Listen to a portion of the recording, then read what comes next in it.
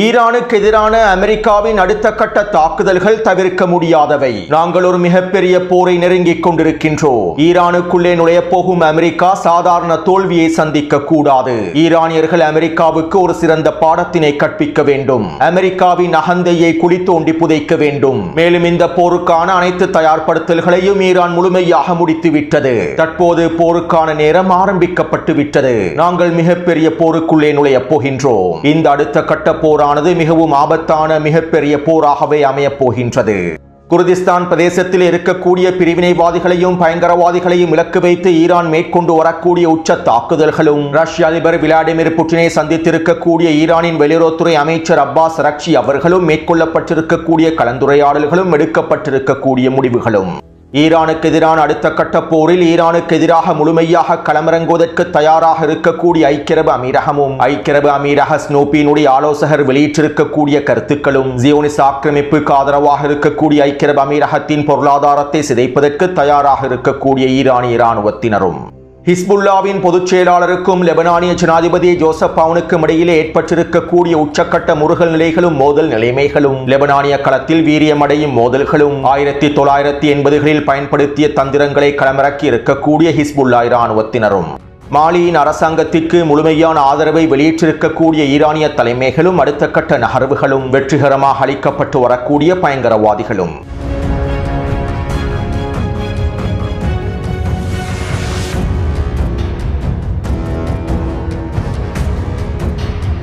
மேற்காப்பிரிக்க நாடான மாலியின் களத்தில் மோதல்கள் தொடர்கின்றன.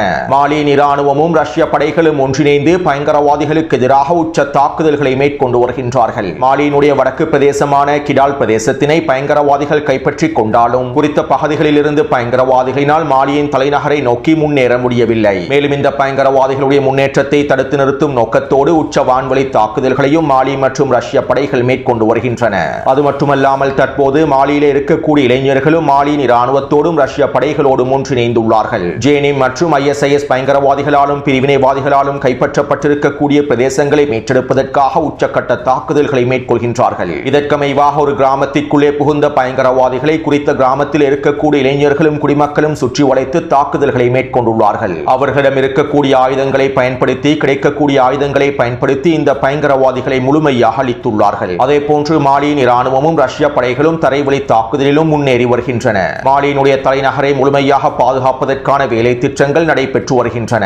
அத்தோடு அளிக்கப்பட்டிருக்கக்கூடிய பயங்கரவாதிகள் தொடர்பான காணொளிகளையும் புகைப்படங்களையும் டெலிகிராம் சேனலில் பதிவிட்டுள்ளேன். அத்தோடு ஈரானினுடைய வெளியுறவுத்துறை அமைச்சகம் மாலியிலே நடைபெற்று வரக்கூடிய இந்த பயங்கரவாத தாக்குதல்களுக்கான கண்டனங்களை தெரிவித்துள்ளது. மேலும் மாலியினுடைய அரசாங்கத்திற்கும் மாலியினுடைய தலைவருக்கும் இராணுவத்திற்கும் முழுமையான ஆதரவை வழங்குவதாகவும், ரஷ்யாவோடு ஒன்றிணைந்து இந்த பயங்கரவாதிகளை முழுமையாக முடிவுக்கு கொண்டு வருவதற்கான எல்லாவிதமான உதவிகளையும் வழங்குவதற்கு தயாராக இருப்பதாகவும் ஈரானினுடைய வெளியுறவுத்துறை அமைச்சகம் அறிவித்துள்ளது. அதே போன்று இந்த மோதலானது புர்கினா ஃபாசோ மற்றும் நைஜர் ஆகிய நாடுகளை நோக்கியும் நகரப்போகின்றன. மேலும் இவற்றை தடுத்து நிறுத்தும் நோக்கத்தோடும் இந்த பயங்கரவாதிகளை எதிர்கொள்ளும் நோக்கத்தோடும் ரஷ்யாவும் ஈரானும் சீனாவும் அவசரமாக சில முக்கூட்டு கலந்துரையாடல்களை ஆரம்பித்திருப்பதாகவும் தெரிவிக்கப்படுகின்றது. மேலும் ஆப்பிரிக்காவில் இருக்கக்கூடிய ஈரானிய IRGC இராணுவத்தினுடைய தளபதிகள் மாலி மற்றும் புர்கினா ஃபாசோவுக்கான வழிகாட்டுதல்களை வழங்கி வருவதாகவும், மாலியினுடைய இராணுவத்திற்கு தேவையான ஒருங்கிணைப்புகளை மேற்கொண்டு வருவதாகவும் தகவல்கள் வெளியாகியுள்ளன.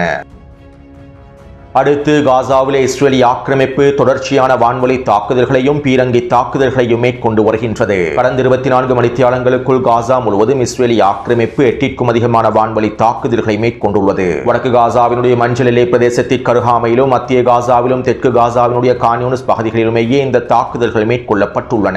இந்த தாக்குதலினால் அதிகளவான குடியிருப்பு பிரதேசங்களே இலக்கு வைக்கப்பட்டுள்ளன. கிட்டத்தட்ட 15க்கும் அதிகமான பலஸ்தீனிய பெண்களும் குழந்தைகளும் படுகொலை செய்யப்பட்டுள்ளார்கள். அதே போன்று மஞ்சள் பிரதேசத்தினை விரிவாக்குவதற்கான முயற்சிகளையும் தற்போது இஸ்ரேலிய ஆக்கிரமிப்பு ராணுவம் ஆரம்பித்துள்ளது. காசாவிலே தரைவழி தாக்குதல்களை ஆரம்பிப்பதற்கான வேலை திட்டங்கள் மேற்கொண்டு வரக்கூடிய நிலைமையில் இந்த மஞ்சள் எல்லை பிரதேசங்களையும் விரிவாக்குவதற்கான முயற்சிகளை இஸ்ரேலிய ஆக்கிரமிப்பு ராணுவம் ஆரம்பித்துள்ளது. மேலும் இஸ்ரேலிய ஆக்கிரமிப்பு ராணுவத்தின் மஞ்சள் எல்லை பிரதேசங்களிலே பலஸ்தீனிய போராளிகளும் சில நடவடிக்கைகளை மேற்கொண்டு வருவதாக தெரிவிக்கப்படுகின்றது. அதாவது இஸ்ரேலிய ஆக்கிரமிப்பு தரைவழி தாக்குதல்களை மீண்டும் ஆரம்பித்தால் மஞ்சள் எல்லை பிரதேசத்திலேயே இஸ்ரேலிய ஆக்கிரமிப்புக்கு எதிராக உச்ச பதிலடி தாக்குதல்களை ஆரம்பிப்பதற்கு பலஸ்தீனிய போராளிகள் முழுமையாக தயாராகி வருவதாகவும் தெரிவிக்கப்படுகின்றது. அதேபோன்று பலஸ்தீனிய போராளிகள் ஐக்கிய அரபு அமீரகத்தினாலும் இஸ்ரேலி ஆக்கிரமிப்பினாலும் இயக்கப்படக்கூடிய கும்பல்களுக்கு எதிராகவும் தொடர்ச்சியான தாக்குதல்களை மேற்கொண்டு வருகின்றார்கள். இதற்கமைவாக கடந்த 48 மணித்தியாலங்களுக்குள் கான் யூனிஸ் பிரதேசத்திலும் மத்திய காசாவின் தேர் அல் பலா கிழக்கு பிரதேசத்திலும் 2 கொள்ளை கும்பல்களுக்கு எதிராக தாக்குதல்களை மேற்கொண்டுள்ளார்கள். மேலும் இவர்களுக்கு குறித்த பிரதேசத்திலேயே தண்டனை வழங்கப்பட்டிருப்பதாகவும் இவர்களை அளித்திருப்பதாகவும் தெரிவிக்கப்படுகின்றது.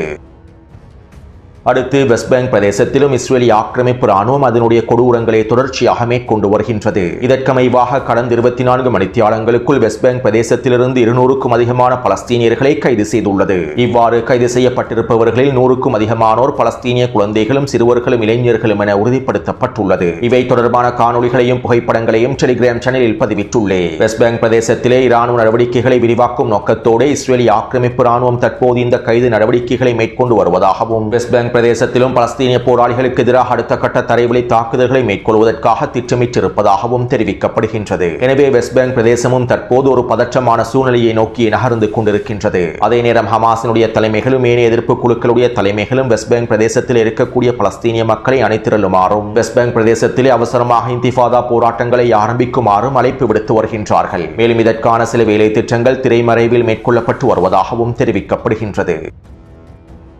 அடுத்து இஸ்ரேலி ஆக்கிரமிப்பின் அரசியல் களத்தில் நெட்டன்யாகுவுக்கு எதிராக ஒரு புதிய கூட்டணி அமைக்கப்பட்டுள்ளது. நேற்றிரவு வெளியிட்ட காணொலியில் இவை தொடர்பாக தெளிவான தகவல்களை பதிவிட்டுள்ளேன். மேலும் இந்த கூட்டணியினுடைய முக்கிய தலைவராக இருக்கக்கூடிய இஸ்ரேலி ஆக்கிரமிப்பின் வலதுசாரி முன்னாள் பிரதமரான நஃப்டலி பென்னெட்டும் இஸ்ரேலி ஆக்கிரமிப்பின் எதிர்க்கட்சி தலைவரான யாயர் லாபிடும் ஒன்றிணைந்து ஒரு ஊடக சந்திப்பு ஒன்றை நிகழ்த்தியிருந்தார்கள். மேலும் இந்த ஊடக சந்திப்பிலே முன்னாள் பிரதமர் நஃப்டலி பென்னெட் இவ்வாறு தெரிவித்தார். நாங்கள் எங்களுடைய நாட்டின் நிலங்களை முழுமையாக பாதுகாக்க வேண்டும். எதிரிக்கு எங்களுடைய நிலத்திலிருந்து ஒரு துண்டை கூட வழங்கக்கூடாது. எஞ்சிருக்கக்கூடிய பிரதேசங்களையும் நாங்கள் முழுமையாக மீட்டெடுக்க வேண்டும். வெஸ்ட் பேங்க் பிரதேசமான ஜூடா மற்றும் சமாரியா பிரதேசத்தில் எங்களுடைய குடியேற்றத்தை விரிவாக்க வேண்டும். அக்டோபர் 7ஆம் தேதி மேற்கொள்ளப்பட்ட தாக்குதல்கள் இஸ்ரேலுக்கு ஏற்பட்ட மிகப்பெரிய தோல்வியாகும். இது நெட்டன்யாகுவின் அரசாங்கத்தின் மிகப்பெரிய தோல்வியாகும். அக்டோபர் 7 தாக்குதல்களுக்கு நெட்டன்யாகுவின் அரசாங்கமே முழு பொறுப்பையும் ஏற்க வேண்டும். மேலும் நாங்கள் நெட்டன்யாகுவின் அரசாங்கத்தை முடிவுக்கு கொண்டு வருவோம். எங்களுடைய தலைமையிலான அரசாங்கத்தில் அனைத்து யூதர்களுக்கும் சுதந்திரம் வழங்கப்படும். இஸ்ரேலின் வடக்கு பிரதேசமும் தெற்கு பிரதேசமும் இணைக்கப்படும். வடக்கு பிரதேசத்தில் இருக்கக்கூடிய யூதர்களுக்கான உரிமைகள் முழுமையாக வழங்கப்படும். மேலும் எந்தவிதமான தடையும் இல்லாமல் அனைத்து தரப்பினரும் தங்களுடைய குடும்ப வாழ்க்கையை மேற்கொள்ள முடியும். ஓரின சேர்க்கையாளர்களையும் நாங்கள் ஊக்குவிப்போம். எங்களுடைய அரசாங்கத்திற்கு கீழால் இஸ்ரேலியர்கள் சைப்ரஸ் மற்றும் ஏனைய நாடுகளுக்கு இடம்பெயர தேவையில்லை.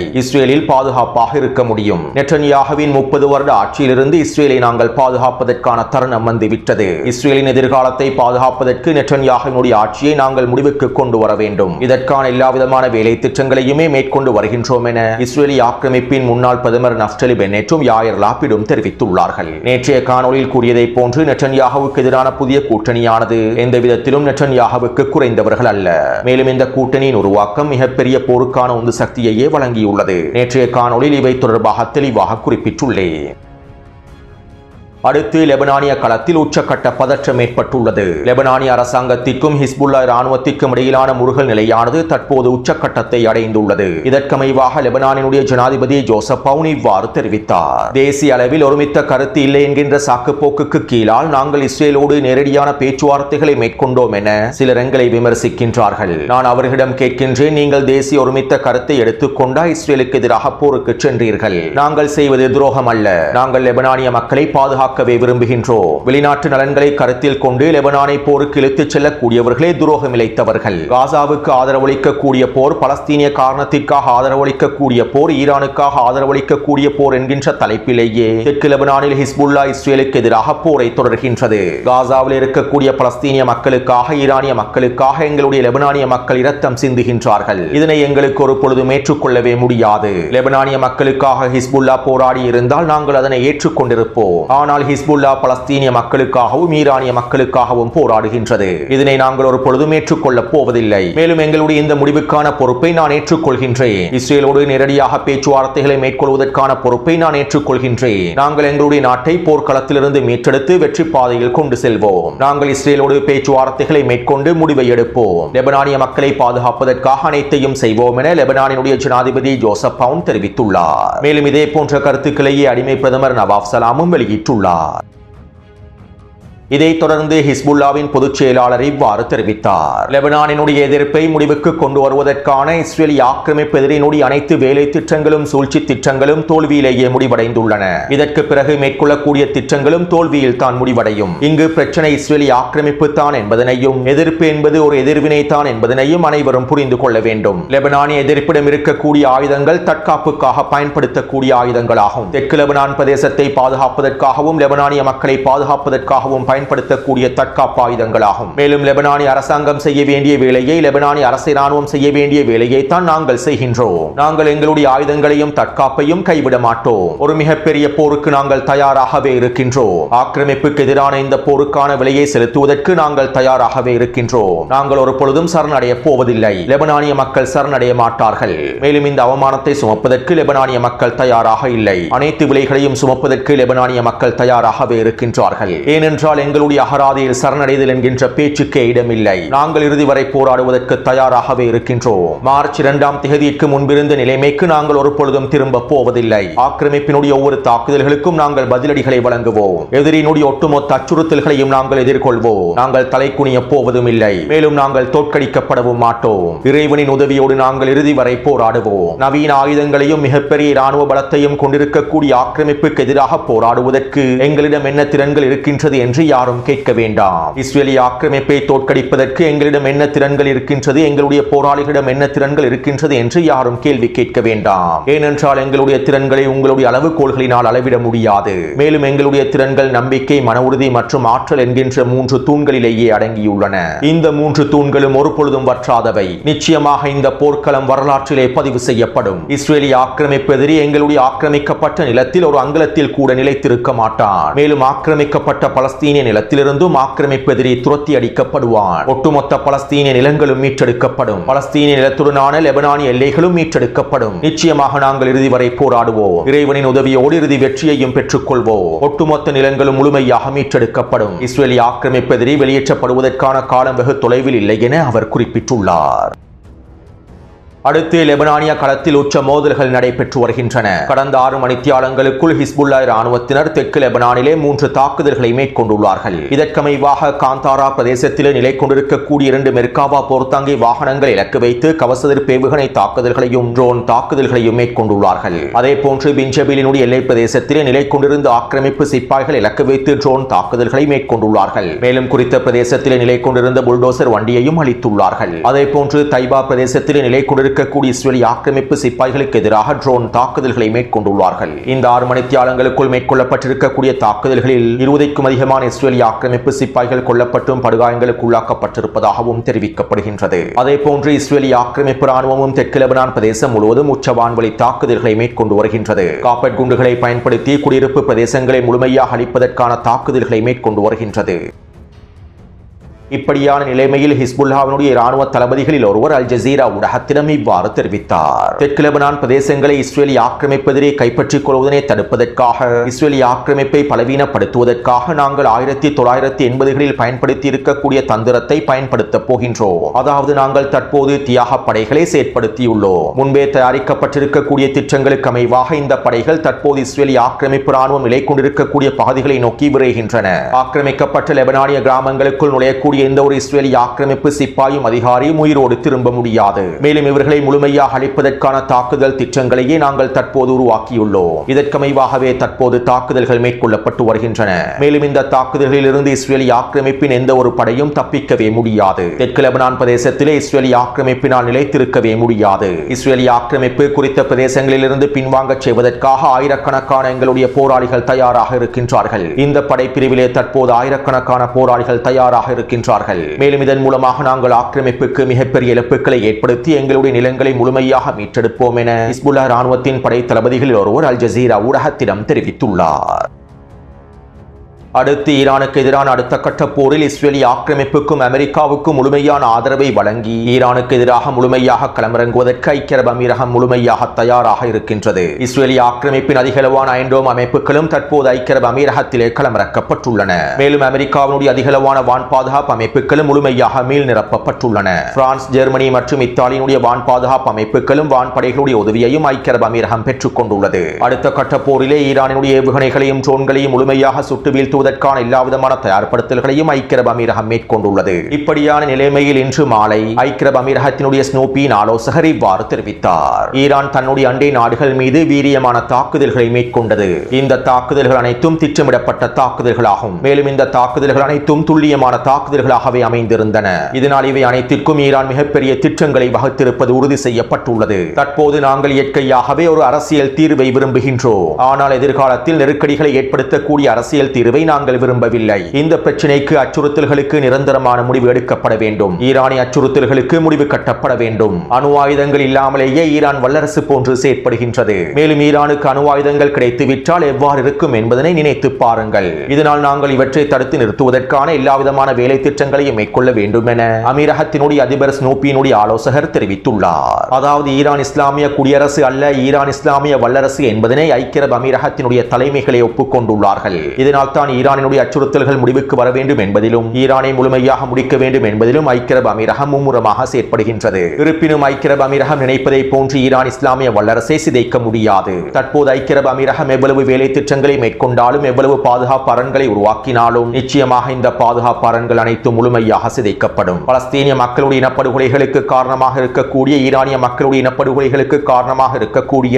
மத்திய கிழக்கு பிராந்தியத்திலும் ஆப்பிரிக்காவிலும் இருக்கக்கூடிய அப்பாவி பொதுமக்களுடைய இனப்படுகொலைகளுக்கு காரணமாக இருக்கக்கூடிய ஐக்கிய அரபு அமீரகத்தினுடைய பொருளாதாரத்தை நிச்சயமாக ஈரான் சிதைக்கும். அடுத்த கட்ட போரிலே ஐக்கிய அரபு அமீரகத்திற்கு தரமான விருந்துகளை வழங்குவதற்கு ஈரானிய ராணுவத்தினர் தயாராகவே இருக்கின்றார்கள். மேலும் அடுத்த கட்ட போரிலே ஐக்கிய அரபு அமீரகத்தினுடைய அடிமை தலைமைகளின் கதறல்களும் பதறல்களும் அதிகமாகவே இருக்கப் போகின்றன. அடுத்து ஈரானினுடைய வெளியுறவுத்துறை அமைச்சர் அப்பாஸ் அரக்சி அவர்கள் ரஷ்யாவிலே களமிறங்கியுள்ளார். ரஷ்ய அதிபர் புட்டினை சந்தித்து விசேட கலந்துரையாடல்களை மேற்கொண்டிருந்தார். மேலும் இதன்போது ஈரானிய உச்ச தலைவர் முஜ்தபா கமேனி அவர்களுடைய அறிக்கை கிடைக்கப்பெற்றதாகவும் செய்தி கிடைக்கப்பெற்றதாகவும் ஈரானுக்கு தேவையான முழுமையான ஆதரவை வழங்குவதற்கு ரஷ்யா தயாராக இருப்பதாகவும் ரஷ்ய அதிபர் புட்டின் அவர்கள் அறிவித்துள்ளார். ஆரம்பிக்கப்பட போகும் அடுத்த கட்ட போரிலே ரஷ்யா முழுமையான ஆதரவை வழங்க வேண்டும் என்பது தொடர்பாகவும், மத்திய கிழக்கு பிராந்தியத்தில் எடுக்கப்பட போகும் அடுத்த கட்ட முடிவுகளில் ரஷ்யா முழுமையான ஆதரவை வழங்க வேண்டும் என்பதற்காகவுமே ஈரானிய வெளியுறவுத்துறை அமைச்சர் இந்த விஜயத்தினை மேற்கொண்டிருந்தார். மேலும் இதற்கமைவாகவே தற்போது ஈரானும் ரஷ்யாவும் ஒன்றிணைந்து முடிவுகளையும் எடுத்துள்ளன. மூலோபாய ரீதியில் குறித்த போர்க்களத்திலே ஈரானுக்கு முழுமையான ஆதரவை வழங்குவதாகவும் ரஷ்ய அதிபர் உறுதியளித்துள்ளார். அத்தோடு தற்போது நிலைமையானது உச்சக்கட்ட பதற்றத்தை நோக்கி நகர்ந்து கொண்டிருக்கின்றது. இவை தொடர்பாக மத்திய கிழக்கு ஆய்வாளர் இவ்வாறு தெரிவித்துள்ளார். ஈரானிலே அடுத்த கட்ட போர் என்பது தவிர்க்க முடியாதது. அமெரிக்கா ஈரானுக்கு எதிரான அடுத்த கட்ட தாக்குதல்களை மேற்கொள்வதற்கு எல்லாவிதமான தயார்படுத்தல்களையும் மேற்கொண்டு வருகின்றது. கடந்த 48 மணித்தியாலங்களுக்குள் அமெரிக்காவின் அதிகளவான போர் விமானங்களும் எரிபொருள் நிரப்பு விமானங்களும் முழுமையாக மத்திய கிழக்கை நோக்கி நகர்த்தப்பட்டுள்ளன. ஐக்கிய அரபு அமீரகத்திலும் கத்தாரிலும் சவுதி அரேபியாவிலும் இருக்கக்கூடிய இராணுவ தளங்கள் நிரம்பி வழிகின்றன. சில முக்கியமான படை பிரிவுகளையும் அமெரிக்கா மத்திய கிழக்கு பிராந்தியத்தில் களமிறக்கியுள்ளது. இஸ்ரேலிய ஆக்கிரமிப்பு முழுவதும் எரிபொருள் நிரப்பு விமானங்கள் நிரம்பி வழிகின்றன. அமெரிக்காவினுடைய போர் விமானங்கள் நிரம்பி வழிகின்றன. ஈரான் முன்வைத்திருக்கக்கூடிய நிபந்தனைகளை அமெரிக்கா ஒரு பொழுதும் ஏற்றுக்கொள்ளப் போவதில்லை. மேலும் இன்றிரவு நடைபெறப் போகும் டொனால்ட் டிரம்பின் அவசர பாதுகாப்பு சபையில் ஈரானுக்கு எதிரான உச்சக்கட்ட முடிவுகள் எடுக்கப்படலாம். ஈரான் பேச்சுவார்த்தைகளில் அணுசக்தி தொடர்பான விடயங்களை முழுமையாக நீக்கி இருப்பதனால் அடுத்த கட்ட போரானது தவிர்க்க முடியாததாகும். மேலும் நாங்கள் ஒரு மிகப்பெரிய போரை எதிர்நோக்கப் போகின்றோம். அத்தோடு இந்த போரிலே ஈரானுக்குள் நுழையக்கூடிய அமெரிக்காவுக்கு ஈரானியர்கள் உச்ச பதிலடிகளை வழங்க வேண்டும். ஆப்கானிஸ்தானில் இருந்து அமெரிக்கர்கள் தோல்வியடைந்து வெளியேறியதை போன்று அல்லாமல் ஈரானில் இருந்து அமெரிக்கர்கள் மிகப்பெரிய பாடத்தை கற்றுக்கொள்ள வேண்டும். அமெரிக்கர்களுக்கு ஈரானிய களத்தில் மிகப்பெரிய இழப்புகளை ஏற்படுத்த வேண்டும். இதற்காக ஈரான் தற்போது முழுமையாக தயாராகவே இருக்கின்றது. அமெரிக்கா எவ்வாறு பேச்சுவார்த்தைகளை முன்மொழிவுகளை வைத்து நாடகம் ஆடுகின்றதோ, காய் நகர்த்தல்களை மேற்கொள்கின்றதோ, அதே போன்ற ஈரானிய தலைமைகளும் கச்சிதமாக பேச்சுவார்த்தை என்கின்ற பெயரில் அனைத்தையும் காய் நகர்த்துகின்றார்கள். இந்த போரானது நிச்சயமாக மிகப்பெரிய போராகவே அமைந்திருக்கும் என குறித்த மத்திய கிழக்கு ஆய்வாளர் தெரிவித்துள்ளார். அத்தோடு இன்று மாலையிலேயே ஈரானிய ராணுவத்தினர் குர்திஸ்தான் பிரதேசத்தில் இருக்கக்கூடிய பிரிவினைவாதிகளுக்கு எதிரான உச்சக்கட்ட தாக்குதல்களை ஆரம்பித்துள்ளார்கள். கிட்டத்தட்ட 5க்கும் அதிகமான ட்ரோன் தாக்குதல்களையும் ஏவுகணை தாக்குதல்களையும் மேற்கொண்டுள்ளார்கள். பிரிவினைவாதிகள் பயங்கரவாதிகள் நிலை கொண்டிருக்கக்கூடிய முகாம்களை இலக்கு வைத்து இந்த தாக்குதல் மேற்கொள்ளப்பட்டுள்ளது. இதனால் குறித்த பிரதேசத்தில் பயங்கரவாதிகளுக்கும் பிரிவினைவாதிகளுக்கும் மிகப்பெரிய இழப்புகள் ஏற்படுத்தப்பட்டிருப்பதாகவும் தெரிவிக்கப்படுகின்றது. அதே போன்று ஈராக் எதிர்ப்பு குழுக்களும் இன்றிரவு குர்திஸ்தான் பிரிவினைவாதிகளுக்கு எதிரான தாக்குதல்களை ஆரம்பிப்பார்கள் என எதிர்பார்க்கப்படுகின்றது. எனவே இந்த காணொலி தொடர்பான கருத்துக்களை பதிவிடுங்கள். தொடர்ந்தும் என்னுடன் இணைந்திருங்கள். நன்றி, வணக்கம்.